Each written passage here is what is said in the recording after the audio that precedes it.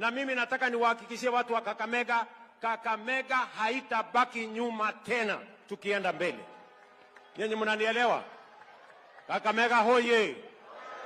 Kakamega hoye! Hoye! Na ndio nimesema, na mimi nataka nirudia tarehe 1 2026.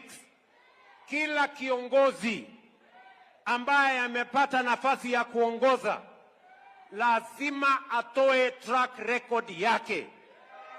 Mimi nawauliza watu wa Kakamega, huku Kakamega mnachagua MCA kwa sababu ya sura? Mnachagua mjumbe kwa sababu hako na ndevu? Mnachagua yule governor kwa sababu ya hairstyle? Si kila mtu anachaguliwa na ile kazi amefanya? Kama ni mtu ni mzembe, amekuwa uongozi miaka 5, miaka 10, miaka 20 na hakuna